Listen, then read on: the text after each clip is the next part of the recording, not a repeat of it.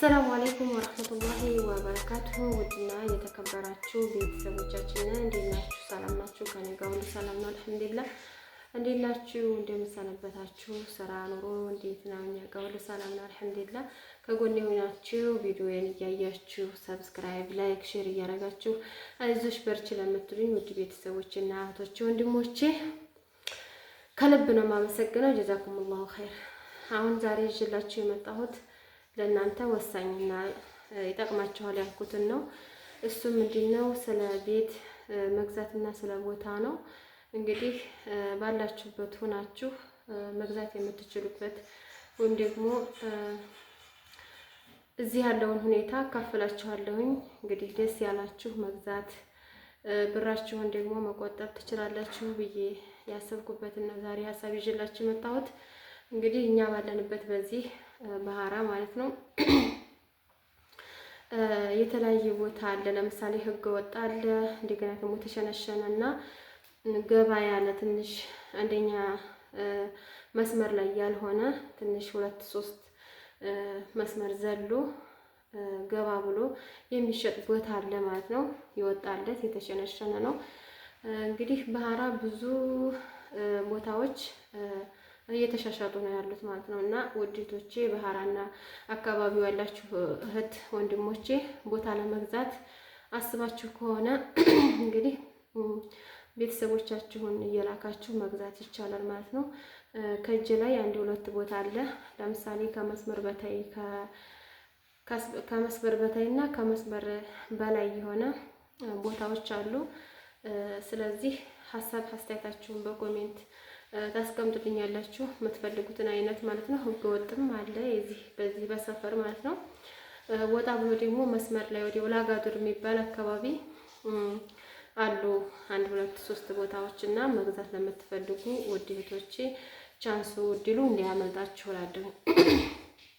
ምክንያቱም አሁን ርካሽ ነው፣ በጥሩ ዋጋ ነው የሚሸጠው። እናንተን በማይጎዳ መልኩ በማያማርር መልኩ ነው የሚሸጠው። ነገር ግን እየቆየ 1 ወር 2 ወር ሲሄድ ይጨምራል ማለት ነው።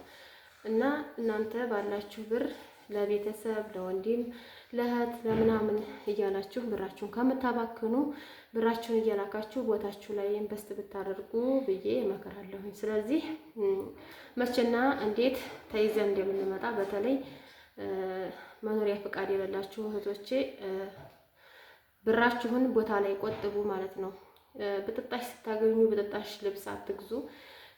በእርግጥ ራሳችሁ የሚያስፈልጋችሁን ነገር ወይም ደግሞ ይሄ ያስፈልገናል የምትሉትን ነገር ከዛ ውጭ ያለውን ነገር ብር አታባክኑ።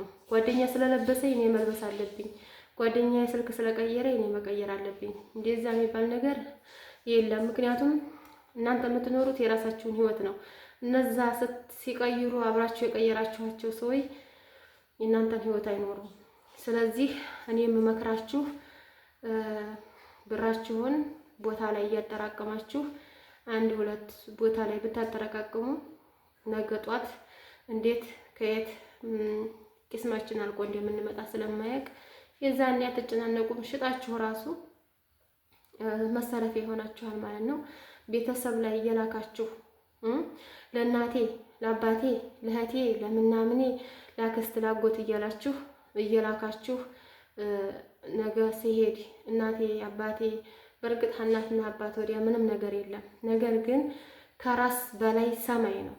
ራሳችሁን መጀመሪያ ችላችሁ ነው ሰውን ለመርዳት መሞከር ያለባችሁ። እኔ አትርዱ አልልም። ነገር ግን በልኩና በአግባቡ ቢሆን ለምሳሌ ሲታመሙ ማስታመሚያ የሚበላ ነገር ሲቸግራቸው ማለት እህል ማሽላ ነገር መሸመቻ በሬ ከሌለ የበሬ መግዣ ካልሆነ በስተቀር ላጢፑት እየላካችሁ እናንተ ከሱ ስላላችሁ ብቻ እየላካችሁ ለቤተሰብ ብር እያባከናችሁ ነገ ስትመጡ የሚደርስባችሁን ነገር ስለማታውቁ እኛ ከሱ የመጣንና እዚህ ያየነው እህቶቻችሁ ስንነግራችሁ ምክራችንን ብታዳምጡ አሪፍ ነው እላለሁ። ለእናንተ የሚጠቅማችሁን ነገር ነው እንጂ እኔ ለዩቲዩብዬ አይደለም ምሰራው፣ ለዩቲዩብ እናንተ እንዲታውልኝ ምናምን አይደለም። ይሄ ትክክለኛ ነገር ነው የምነግራችሁ። እናንተ በራሳችሁ ይሄ ነገር ይጠቅመናል ብላችሁ ያስቀመጣችሁት ብር ነው እናንተ ሊጠቅማችሁ የሚችለው እንጂ ቤተሰብ ጋር እየላካችሁ ህይወታቸውን እንዲቀይሩ የምትልኩት ብር እነሱ ጋር መጥቶ ምንም ዋጋ የለውም። ወይ እነሱ አይቀየሩ ወይ እናንተ አትቀየሩ። አብራችሁ ነው የምትሞቱት። ስለዚህ ልላችሁ የፈለኩት ቦታ አለ። ቦታችሁን ገዝታችሁ ብራችሁን ቆጥቡ። ከቦታ ላይ የተቀመጠ ነገር ባያተርፍ እንኳን የሚያተርፈውን ባያተርፍ እንኳ ብራችሁን ራሱ ያለን የምትሏትን ትቆጥባላችሁ። ሲቀጥል የተጀመረ ቤት የምትፈልጉ ከሆነ የተጀመረ ቤት አለ። እሱንም ላሳያችሁ እችላለሁኝ። ነገር ግን እኔ የተጀመረ ቤት ግዙ ብዬ አልመክርም። ምክንያቱም አንዳንድ ጊዜ የሚጀምሩት ለቦታ መያዣ ብለው ዝም ብለው እንዲህ ያልሆነ ነው የሚያቆሙት። በተለይ ደግሞ ራሳችሁ ቁማችሁ ራሱ ቁሞ ያላሰራው ሰው ቤቱን ቤት ነው ለሽያጭ ጥሩ ነው ማለት አይቻልም። ምክንያቱም ባለቤት ቁሞ ያሰራው ነው ጥሩ ማለት ነው ኮርታችሁ የምትሸጡት ወይ የምትገዙት። ግን ቦታ ገዝታችሁ ብራችሁን ብታስቀምጡ ሀገር በገባችሁ ሰዓት ይጠቅማችኋል ነው የምለው።